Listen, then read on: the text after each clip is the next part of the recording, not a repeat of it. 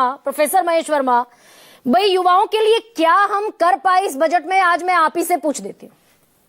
मतलब रील बनाना अब हम इस देश में रोजगार कंसीडर कर ले ना, ऑफिशियली कंसीडर कर ले।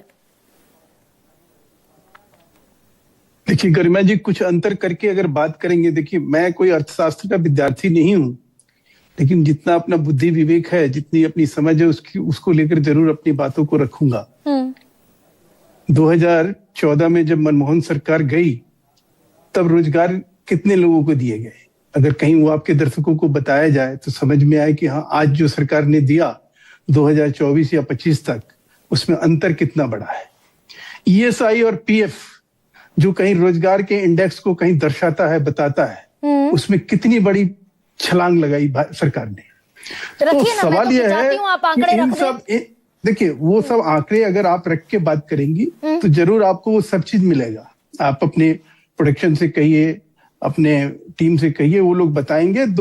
उस समय जो है 2.5 करोड़, 10 साल में 2.5 करोड़ रोजगार सृजित हुआ, आज 18 करोड़ हुआ। अंतर तो समझ में आ रहा है ना कि कितना बड़ा हुआ। आज 147% पीएफ और ईएसआई दोनों में बढ़ोतरी हुई है।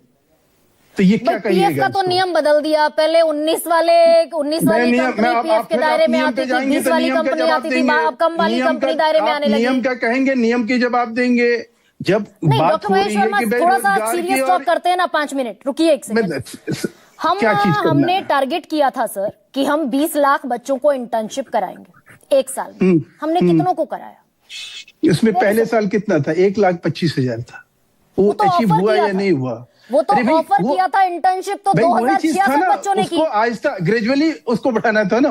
पहले साल में यही कहा गया था। अगर आप उनके बजट का कॉपी दर्शकों को पढ़ाइए, सुनाइए, आपको भी समझ में आएगा। उनको कहीं न कहीं 20 लाख का टारगेट और 2000 बच्चों ने की, ये सैटिस्फैक्टरी है। आपने शुरू किया कि शिक्षा का जो 2014 में जो था, उससे आज कम कर दिया गया। नहीं, मैं अमिताभ जी आपको करेक्ट कर रहे थे कि शिक्षा का बजट पिछले साल से टारगेट रखा 20 साल का, टारगेट रखा 20 लाख का, सॉरी 20 लाख, और इंटर्नशिप करा पाए 2066 बच्चों को। देखिए मतलब मुझे समझ में नहीं आता है कि ये सब आंकड़े आप कहां से जुटाती हैं और लोकसभा में हर्ष मल्होत्रा का डेटा है, आपके राज्य मंत्री हर्ष मल्होत्रा जी का आप डाटा लेके अगर बैठी हैं और आप ये कह रही हैं कि उन्होंने ऐसा कहा है, मेरे पास ऐसे कोई डाटा नहीं है कि मैं आपको उसको मैं प्रमाणिक रूप से कह सकता हूं कि 89,000 हर्ष मल्होत्रा राज्य मंत्री हैं, लोकसभा में डेटा रखा उन्होंने। मैं बता रहा हूं इंटर्नशिप का जो एक अवधि होता है, जब बच्चे आते हैं उसमें एनरोल होते हैं, एनरोल होने के बाद उनकी अवधि जैसे समाप्त होती है, एनरोलमेंट कितने का हुआ? कितने 89,000 तो एनरोलमेंट दिसंबर तक था। उसके बाद का जो डाटा मेरे पास नहीं है, लेकिन 1,25,000 का टारगेट था। ये मैं आपको बता रहा हूँ। सब गलत, सब गड़बड़ सर। मेरी भी आप तो समझ गड़बड़ कर देंगे डॉक्टर महेश वर्मा, मेरी भी समझ गड़बड़ कर देंगे। प्रोफेसर विनीत, अच्छा रुकिए एक सेकंड। प्रोफेसर विनीत, ये गलत डेटा दे रही हूँ क्या मैं? आप बिना मतलब के दुष्प्रचार में अगर आप बिलीव करती हैं तो आप करते रहिए। बिल्कुल नहीं, इससे मुझे कोई फर्क नहीं पड़ता। बिल्कुल नहीं। आप डाटा दिखाइए ना। अच्छा रुकिए, आपको कह रहा हूँ, हर्ष मल्होत्रा का निकालिए डाटा। मैं आपको बात कहूंगी, आप मेरी बात नहीं मानेंगे और इस तरीके से आप चिल्लाना शुरू करेंगे। रुकिए ना, मैं माफी मांगूंगा आपके चैनल पे। मैं दरअसल आपको यही इसका दूध का दूध, पानी का पानी करा देती है ना। रुक तो जाइए डॉक्टर महेश वर्मा, रुकिए ना प्लीज, हैव पेशेंस।